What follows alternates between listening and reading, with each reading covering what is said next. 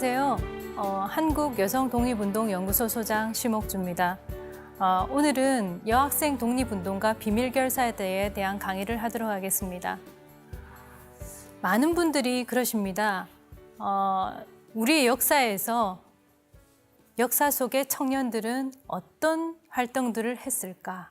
2015년도 7월부터 인성교육진흥법이 실행되어지면서 인성교육에 대한 관심과 그 중요성이 많이 인식되어지고 있는 요즘입니다. 물론 일선에 있는 초, 중, 고등학교, 학교뿐만 아니라 대학교에 이르기까지 또 아니면 일반인들에게까지 인성교육의 중요성은 굉장히 강조되어지고 있는 것이 사실입니다. 그러면 우리 역사 속에서 인성교육은 그동안 그러면 없었을까요? 요 근래에 들어서 왜 이렇게 이슈화 되어지고 있는 것인가? 바로 그것은 교육 현장에 있는 사람들의 중요한 부분과 그리고 교육 현장, 그 교육을 받는 그 주체에 대해서 좀 더 관심이 고조되었기 때문에 그게 교육의 한 부분으로 또는 많은 분들이 관심을 가질 수 있는 부분으로 또 자리 잡게 되었는지도 모르겠습니다. 그래서 오늘 제가 강의하게 되는 그 여학생 독립운동가 비밀결사대는 말 그대로 순수하게 우리 역사 속의 청년, 그 중에서 여학생, 여성에 관한 이야기들을 들려드리려고 합니다. 나라를 잃었던 일제강점기에 특히 3.1 만세운동 당시에 소녀들은 작은 외침을 외쳤습니다.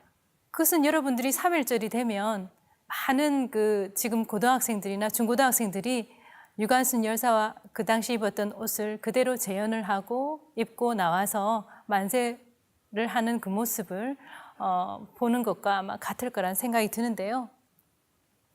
그 당시에 나라를 잃었을 때 여학생들은 마음이 어땠을까?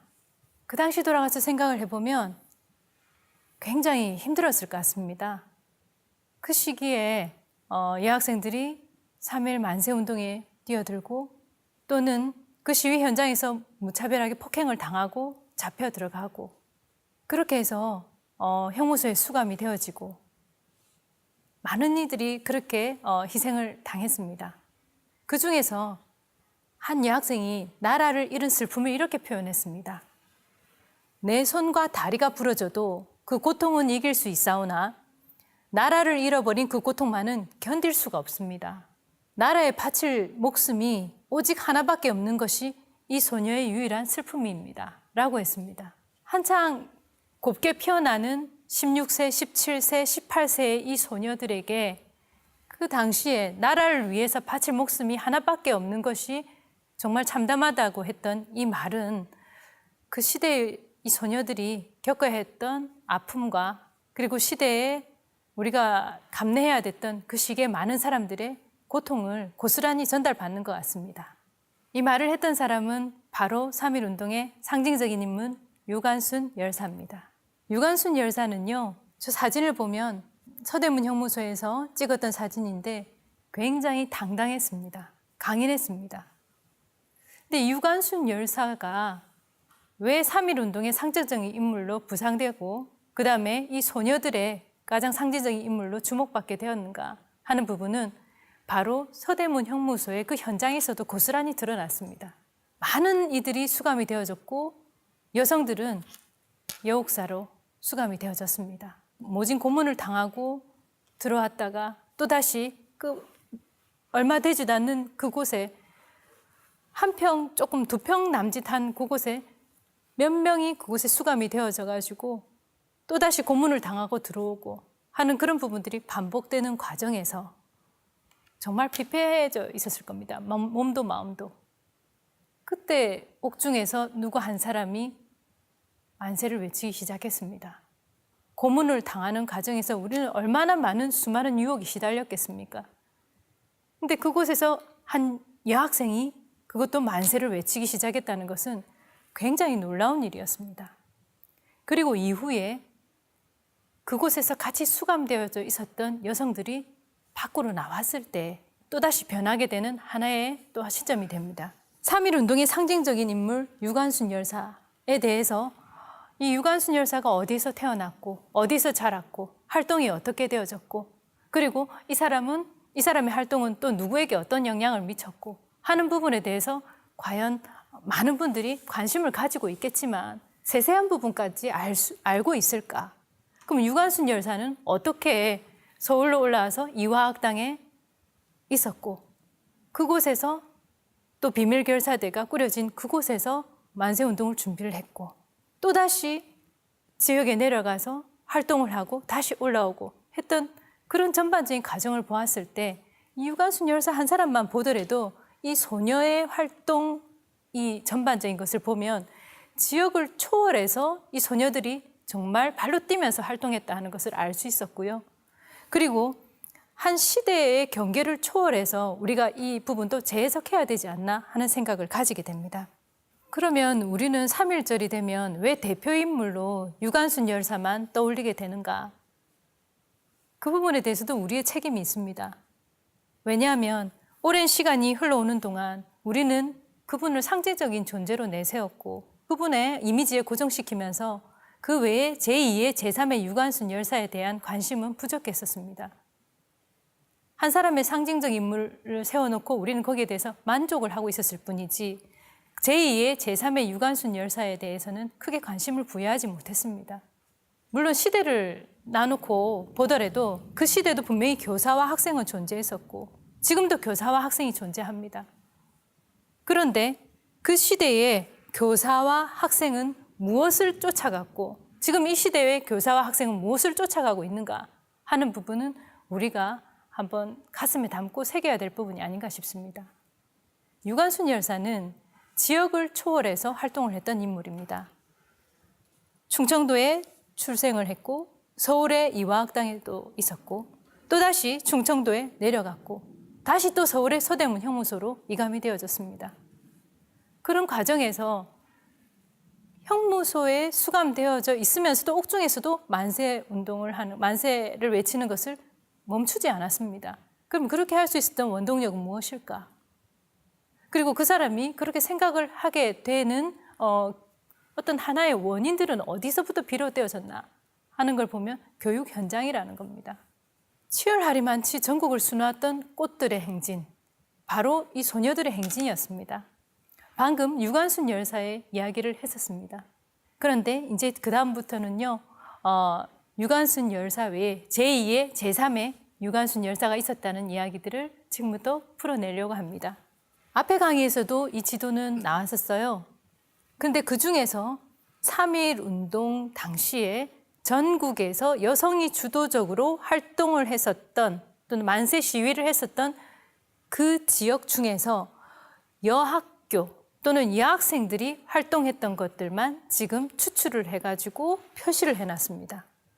그리고는 이들이 일자별로 체크를 해서 봤을 때 그러면 3월 1일 날에는 어디서 했고 또 3월 2일, 3월 3일에는 어디서 했고 이걸 가만히 살펴봤더니 그 활동했던 지역이 굉장히 범위가 넓었었고요.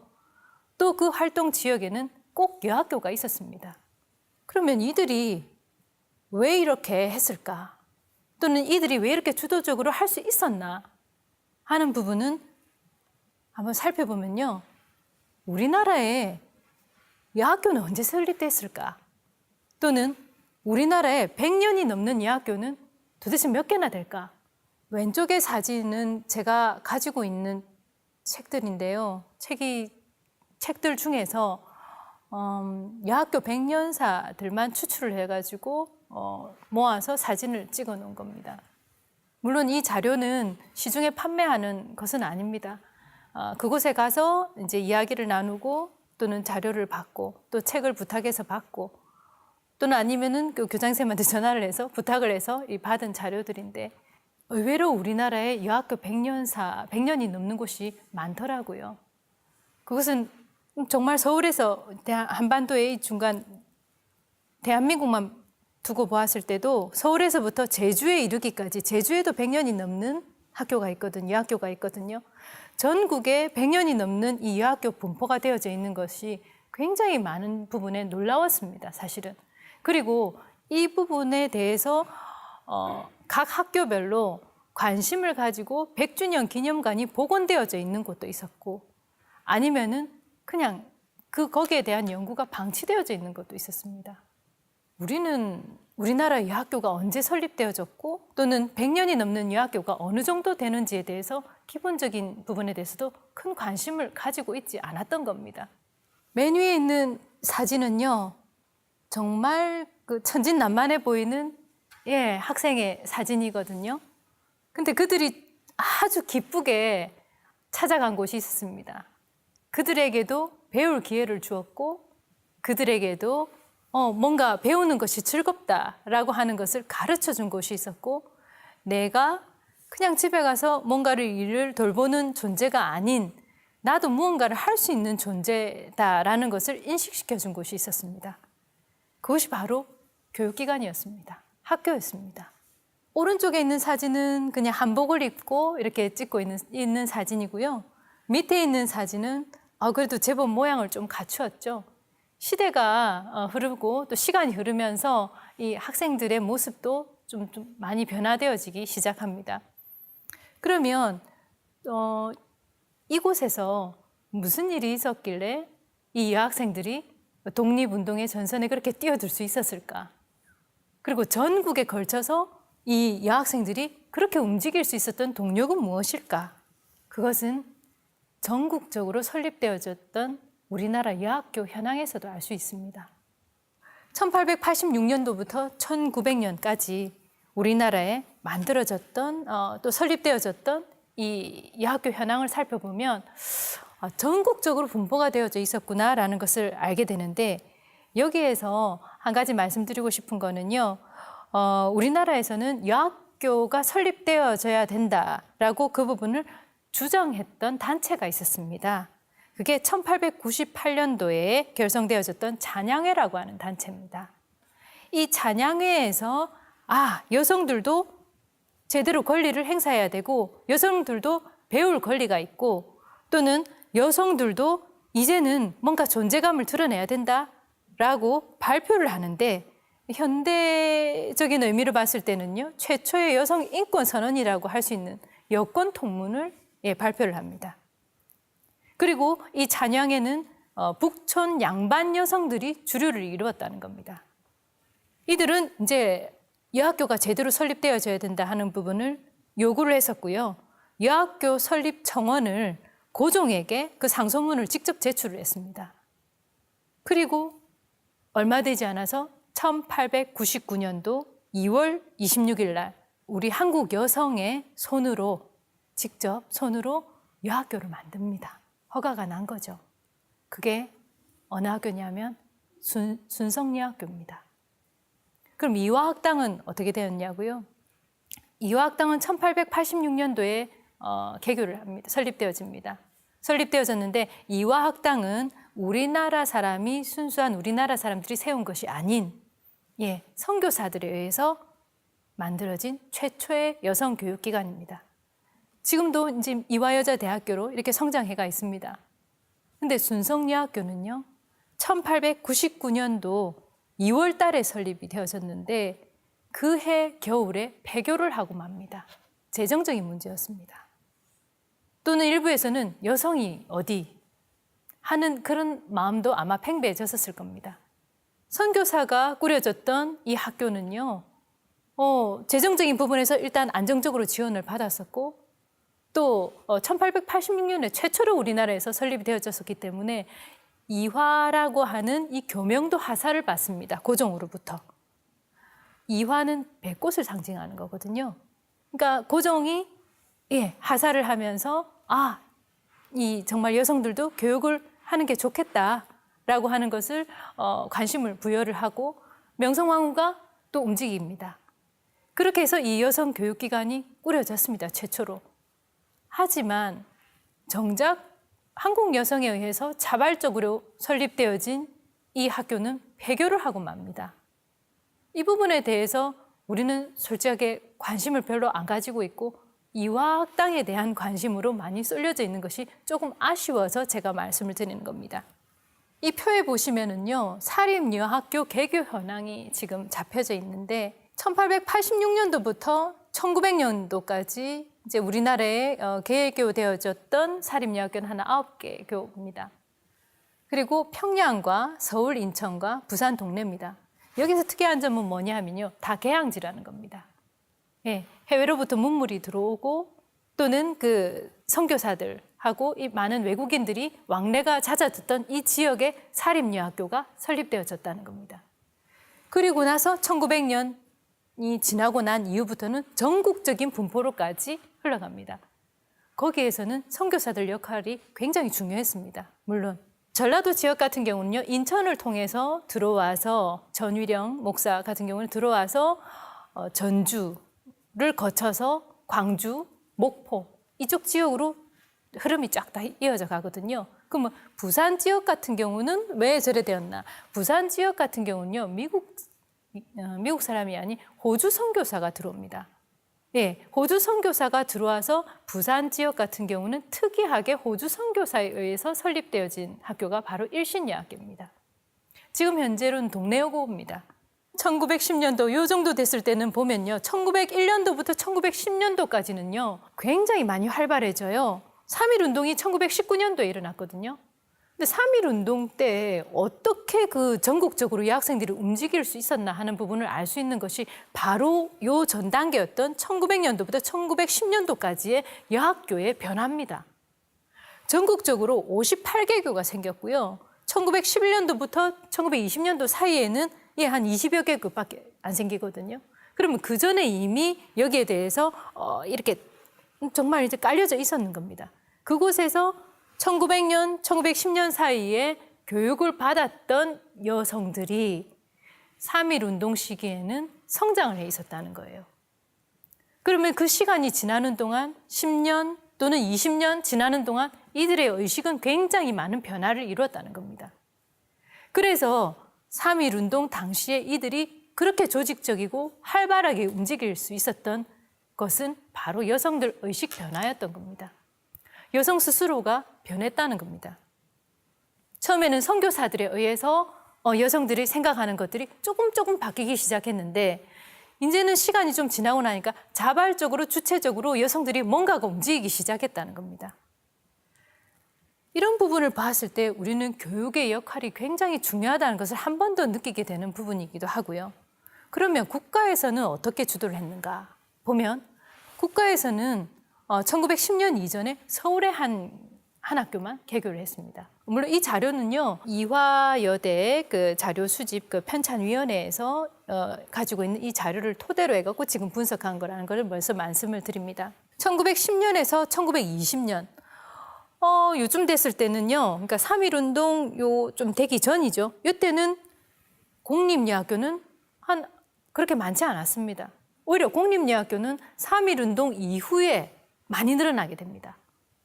그런데 사립여학교 같은 경우는 3.1운동 이전에 굉장히 많이 늘어났다는 점은 한 번 더 주목해야 되는 하나의 변화라고 보시면 되겠습니다. 그러면 여성들의 초반의 의식 변화를 주도했던 것은 바로 사립여학교가 거의 주도적으로 선도적으로 이끌어갔다라는 것을 알 수 있는 부분이기도 하고요.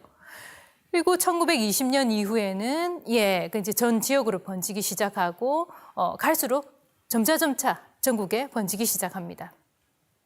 사립여학교에서 그러면 1910년 요 전후로 해가지고 많이 설립이 되어졌던 부분을 딱 추출해가 봤을 때는 그러면 10년, 20년 뒤에는 뭔가 여성 단체도 꾸려졌을 거다라는 것을 우리가 유추해 볼 수가 있는 부분이고 실제로도 이런 부분이 자료가 나타납니다. 여성 단체가 꾸려진 것은 3.1운동 이전에도 제법 꾸려졌지만 3.1운동이 끝나고 나서 여성단체의 움직임은 굉장히 활발해졌습니다. 그거는 이전에는 사립여학교가 주도를 했고 그곳에서 양산되어졌던 이들이 뭔가 나라를 구하겠다 하는 부분으로 뛰쳐나갈 수가 있는, 그쪽으로 나갈 수가 있는 하나의 어떤 토대가 되어졌다면 3.1운동 이후부터는 공립여학교와 여성단체가 뒷받침해가지고 여성들의 의식 변화나 이런 부분 또는 사회활동 진출까지도 한 단계 업그레이드 시키면서 끌고 갔다는 겁니다. 그래서 이런 부분을 가만히 보았을 때 우리나라 여성들 또는 여학교, 교육 이런 부분은 굉장히 중요한 상관성을 가지고 있구나라는 부분을 알 수가 있는 부분입니다. 3.1운동을 이끌었던 많은 주역들 중에서 제가 특히 학생들에 주목하고 있는 이유는요. 아까 앞에서 얘기를 했었습니다. 우리나라의 인성교육진흥법이 통과되고 관련해서 인성교육에 대한 관심이 고조되어졌는데 인성교육을 하는 그 대상은 바로 학생들인데 정작 우리는 학생들에게 위인에 대한 스토리를 들려주고 또는 해외에 있는 유명한 이들에 대한 이야기를 들려주면서 정작 그 학생들, 그 또래 학생들이 겪었던 이런 부분을 토대로 해서 그들만의 모델을 왜 우리는 제시를 해주고 있지 않나 하는 부분에 대한 의문입니다. 그런 면에서 봤을 때 그러면 오늘날 그 우리 여학생들에게는 그 시대의 여학생들이 어떻게 움직였는지를 알려주고 그걸 하나의 모델로 제시를 해줘야 될 필요가 있지 않나. 물론 남성, 여성을 떠나서 말입니다.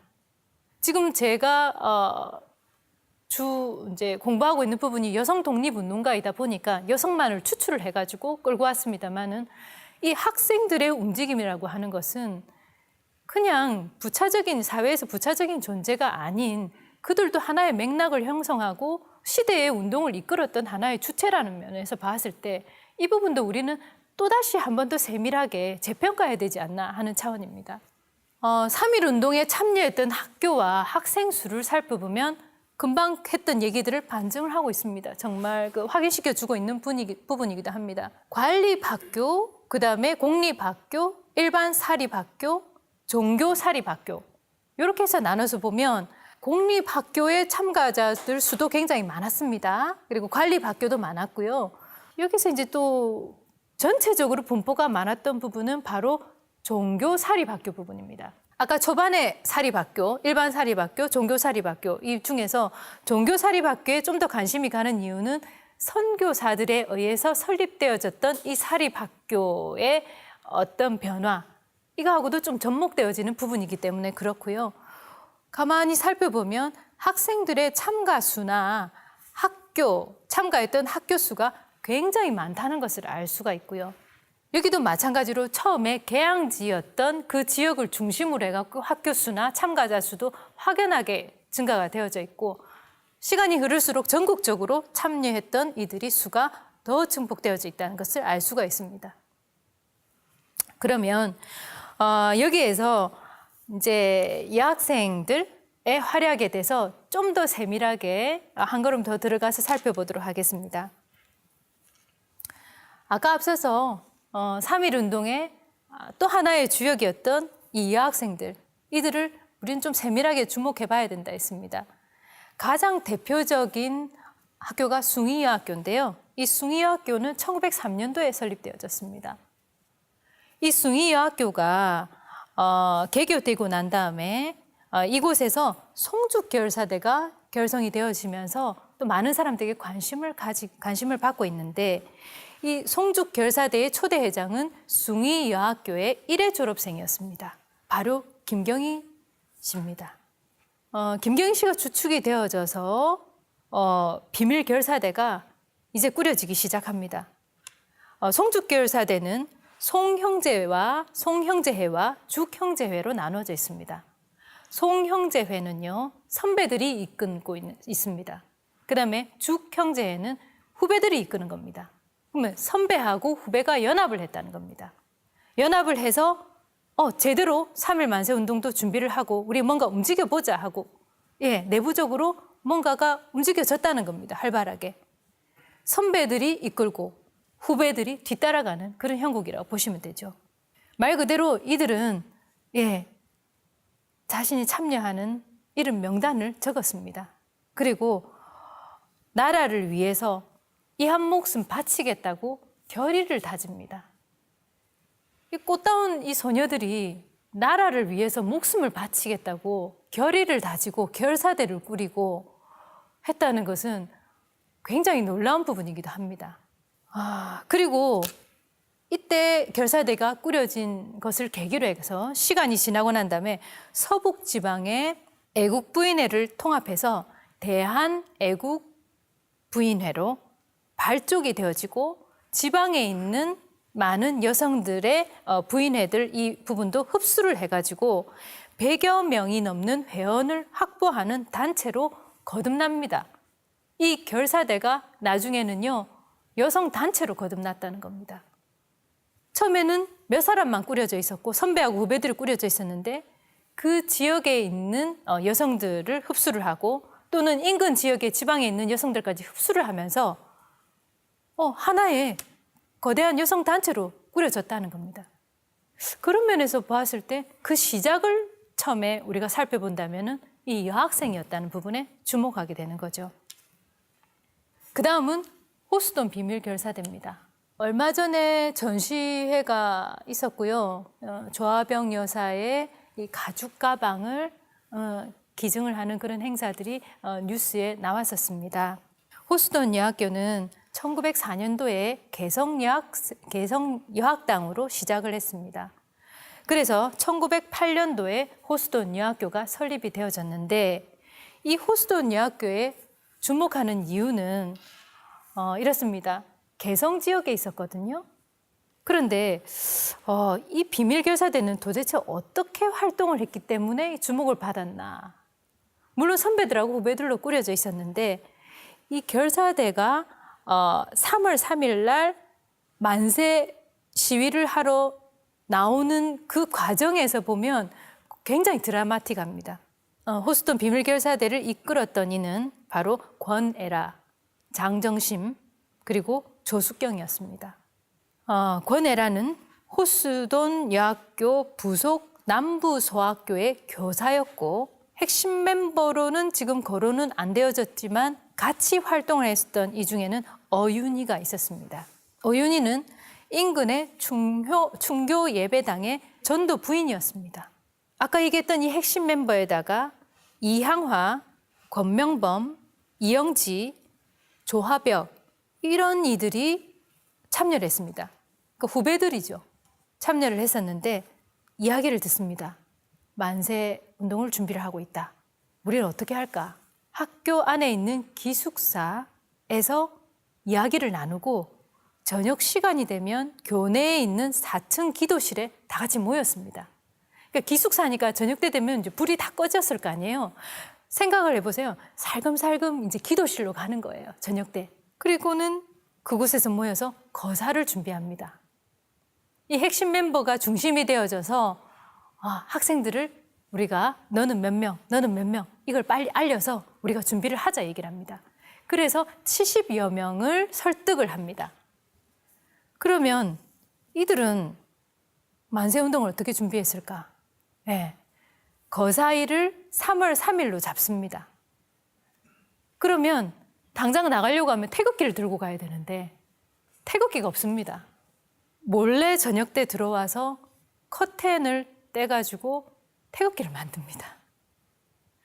그리고는 모여서 저녁 때 하나하나 글 잘라서 태극기를 만들고 그곳에 건공감리 다 태극 문양에 그거를 그려 넣어서 준비를 합니다. 그리고는 3월 3일이 된 거사일 날 이 소녀들은 굉장히 침착하게 움직입니다. 그날 아침에 이들은 모여서 핵심 멤버들은 모여서 퇴학 원서부터 씁니다. 퇴학 원서를 안 쓰면 선생님들에게 불이익이 갈 수도 있고 또는 본인들이 이 행동을 했다는 부분에 대해서 책임을 지기 위해서입니다. 그러니까 우리는 목숨을 걸고 싸우자라고 결의를 했고 그렇게 하기로 약속을 한 상황이기 때문에 이 친구들은 그냥 죽겠다는 각오를 했는 거예요. 그래서 우리는 이미 죽는다는 각오를 하고 있고 다른 사람에게 피해를 가서는 안 되니까 퇴학 원서부터 먼저 씁니다. 그리고 아침 기도회를 향합니다. 기도회가 마치자 찬송가를 부르기 시작하는데요.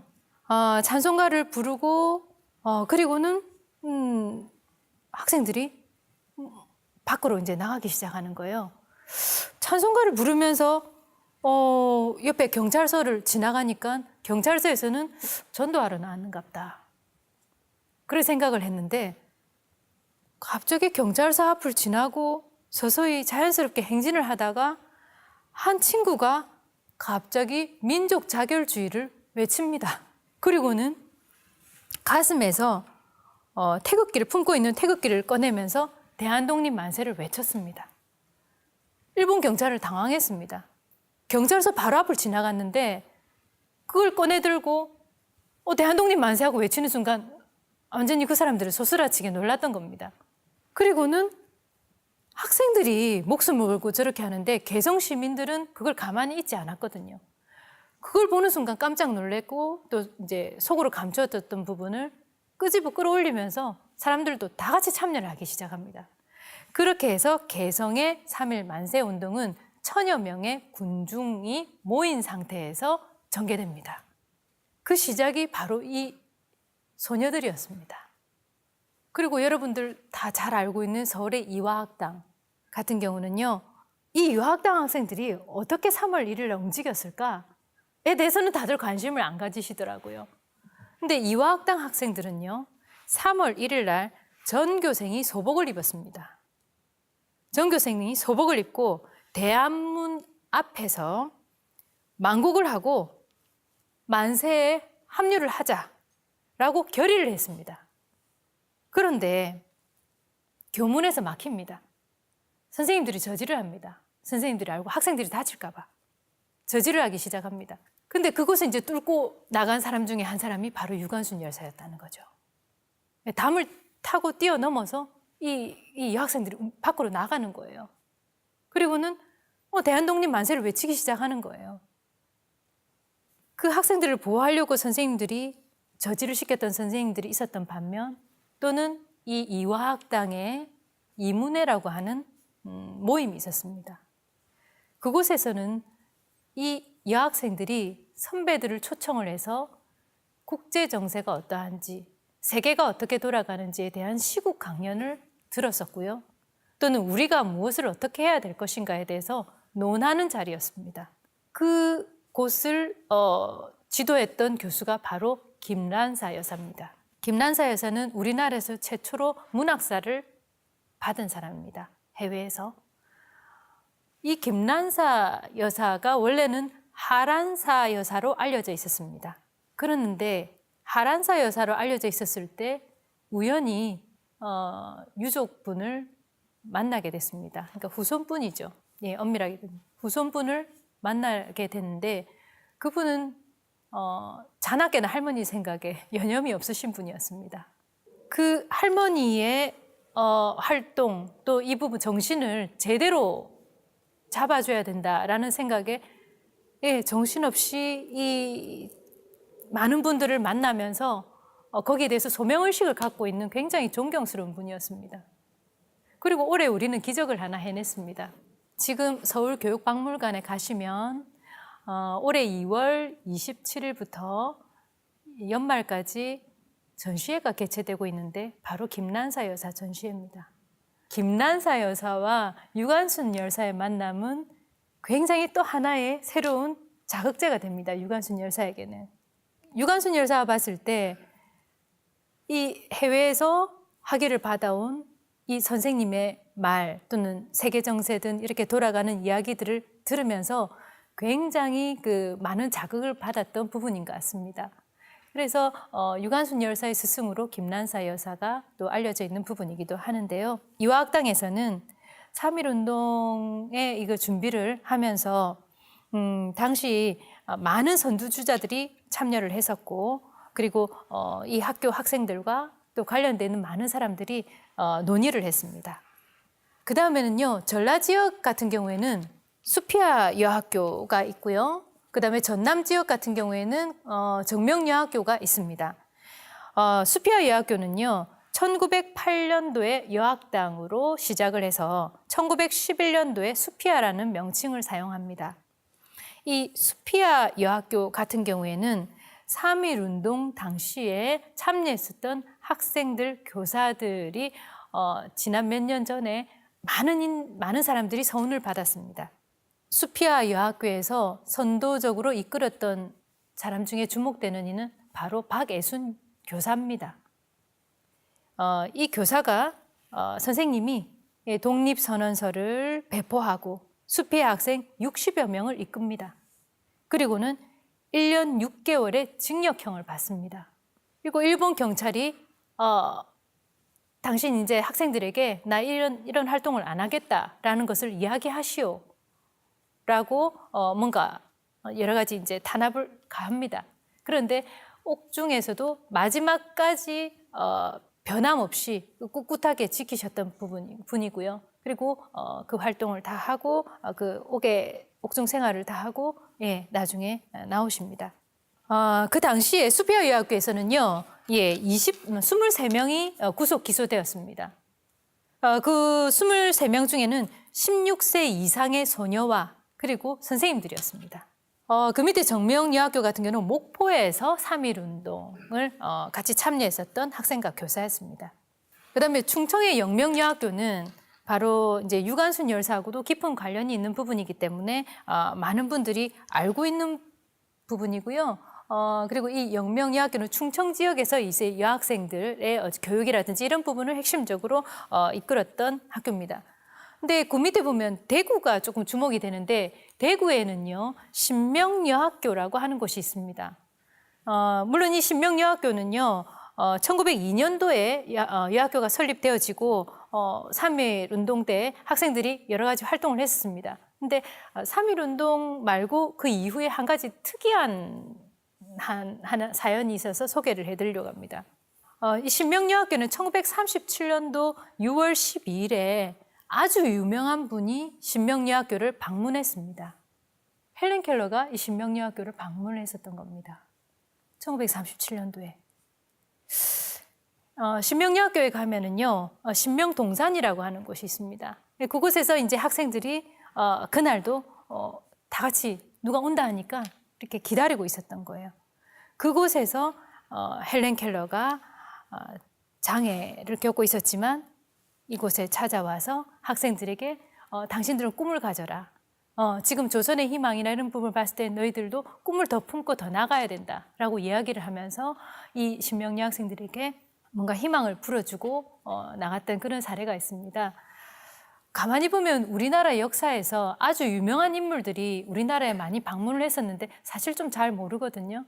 우리나라에서 최초로 전기가 들어왔었던 그 시기에 어떻게 전기 기술을도 모르는데 그렇게 들어왔을까 보면 에디슨하고도 연결이 돼 있습니다.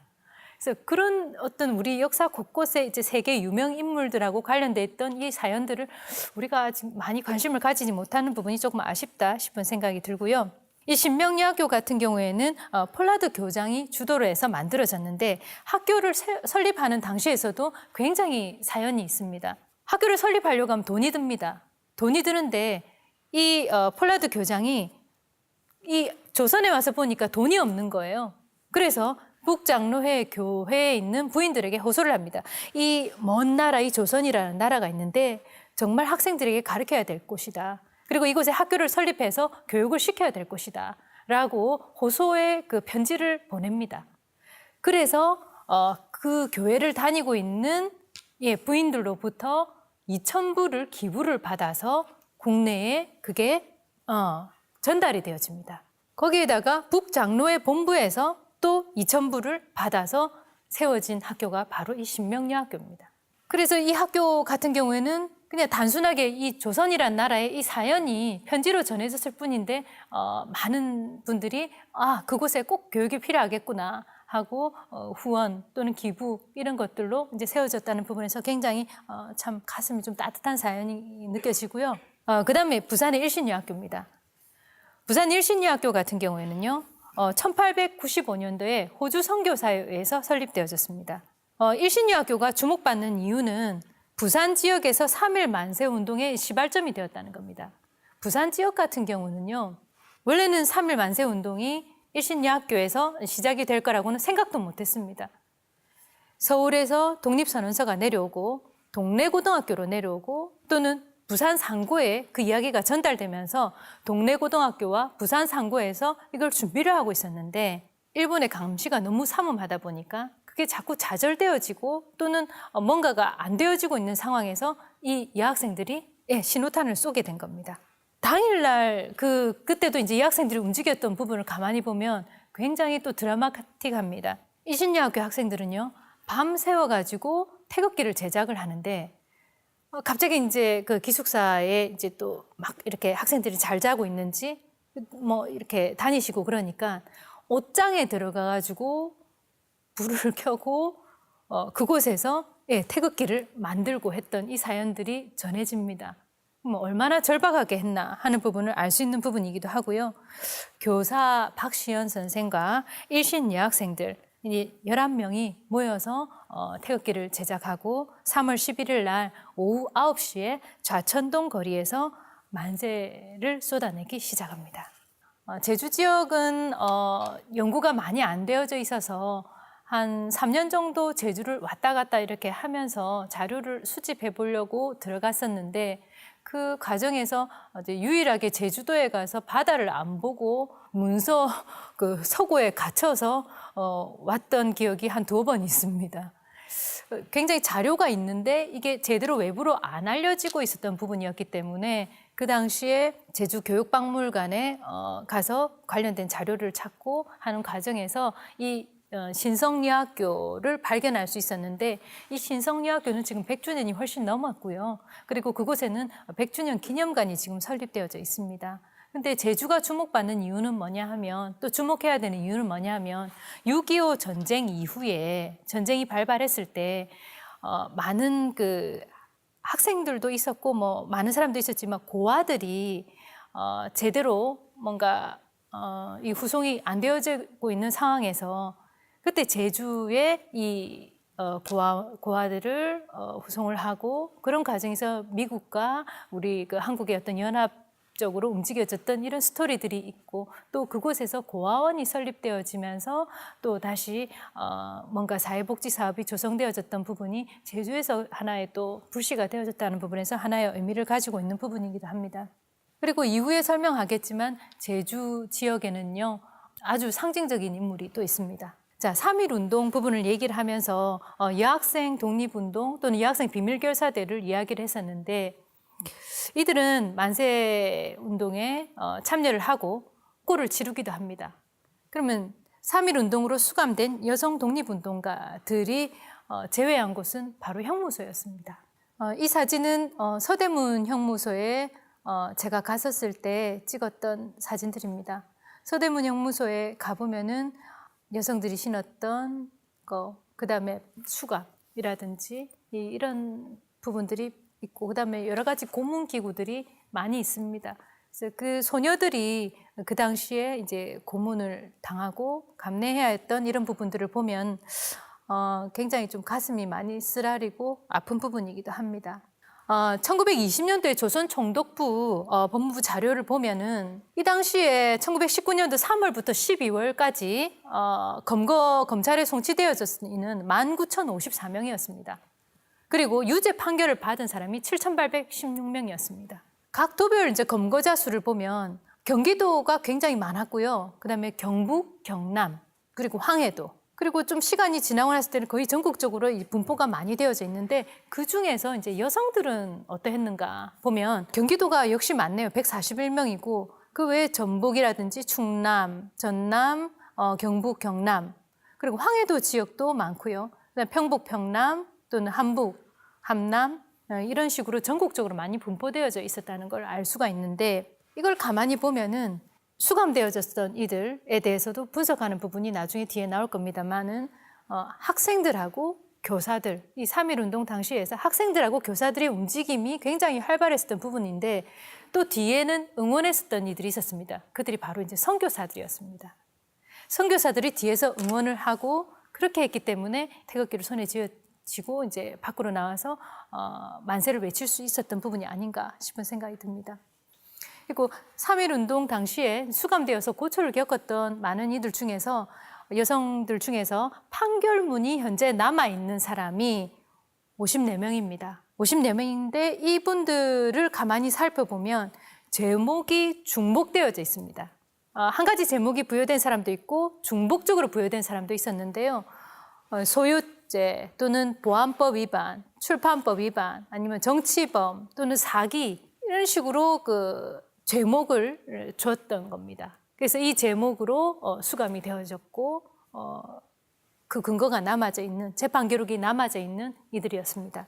그러면 이 54분 중에서 이분들은 어떤 직업을 가진 사람이었을까 한번 분류를 한번 해봤습니다. 분류를 해봤더니 학생이 제일 많았습니다. 학생이 51%였습니다. 그 다음에 교사하고 개신교인이 또 많았고요. 간호사도 있었고, 기생도 있었고, 이발업도 있었고, 그다음에 무직도 있었습니다. 근데 여기서 이제 기생 같은 경우는 그 당시 기생은 좀 신여성이었습니다. 그래서 이 기생에 대한 부분도 앞으로 좀 재평가가 기생 독립운동도 앞으로 재평가가 이루어져야 되는 부분이라 생각을 하고 있는 부분이고요. 그다음에 간호사가 있었는데 이 부분은 국외에서 독립운동을 했었던 시기에 광복군 활동했을 당시에 그들이 이제 나갔다가 다치고 이런 수가 있지 않습니까? 그랬을 때 이제 그들을 치료하고 하는 과정에서 간호사가 굉장히 많았습니다. 그 학생들 같은 경우는 가만히 살펴보면 기전여학교, 또 수피아 여학교, 정신여학교, 그다음에 경성여고보, 숙명여고, 이화여학교, 이화여학당이죠. 그 당시 이화학당. 그다음에 광명여학교 또는 여자고등보통학교 등 이렇게 분포가 되어져 있었고요. 기전여학교 같은 경우에는 전라 지역입니다. 전라 지역인데 분포가 꽤 많았었습니다. 근데 이 전라 지역 같은 경우에도 광주 쪽뿐만이 아니고 전주 지역에서도 굉장히 이렇게 활발했다 하는 부분도 다시 한번 이 부분은 좀 살펴봐야 되는 부분인 것 같고요. 서울 지역 같은 경우에도 이화학당뿐만이 아니고 그 외에 많은 학교들도 움직여졌다 하는 부분을 말씀드리고요. 활동했던 분들 중에서 권혜라, 최정수, 어윤희 3.1 운동에 참여하고 난 다음에 거기서 끝나지 않고 이후에 광복 이후에도 활동을 하셨던 분들을 가만히 살펴보면 굉장히 좀 특이한 부분들이 많더군요. 특히 여성들 같은 경우는 사회에 좀 뭔가 이 어려운 계층을 도와주는 사회복지 사업을 했던 사회사업가들도 있었고요. 가운데 있는 최정수 여사 같은 경우는 제주의 신성여학교 졸업생이고요. 근데 이분은요, 우리가 지금 많이 알고 있지 못하는데 우리나라 최초의 여성 교육감입니다. 우리나라 최초의 여성 교육감이 제주에서 나왔고 3.1 운동에 참여했었던 여학생이었고 독립운동을 했었던 여성이 우리나라 최초의 여성 교육감이라는 사실은 굉장히 가슴 뿌듯한 일입니다. 그거는요, 여자 경찰에서도 사실은 나타납니다. 도산 안창호 선생님의 형님의 딸인 안맥결 여사 같은 경우는요, 서울 여자 경찰서장을 했습니다. 우리나라의 광복 이후에 여자 경찰서가 4군데 꾸려졌습니다. 그리고 여자 경찰서장이 배출되어졌는데 서울, 대구, 인천, 부산입니다. 그 중에서 이제 전체를 통괄해가지고 경찰서장이었던 분, 또는 서울의 경찰서장이었던 분, 각 지역의 경찰서장이었던 분들 이렇게 살펴보면 독립운동 하셨던 분들이 있는 거예요. 그걸 보고 굉장히 깜짝 놀라게 되는 부분이어서 이게 이쪽 관련된 연구가 근대만 되어져 있는 것이 아니고 현대까지로 정말 이어져서 이걸 재평가해야 되고 우리가 관심을 더 가져야 되겠구나 하는 생각을 가집니다. 여학생들의 이 활약을 보면 이 젊은이들을 보면 그 나라의 미래를 알 수 있다고 합니다. 그렇기 때문에 이 여학생들, 이 소녀의 어떤 활약을 보면서 우리는 그 조선의 미래가 밝았다는 것을 알 수 있는 부분입니다.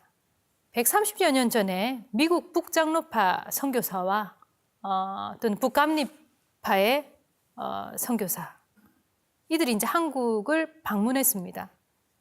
언더우드, 아펜젤러, 스크랜튼 부인, 이들이 한국을 방문했을 때 그들이 설립하는 이 학교가 조선의 어떤 희망의 씨앗이 될 거라고는 생각을 못했을 것 같습니다.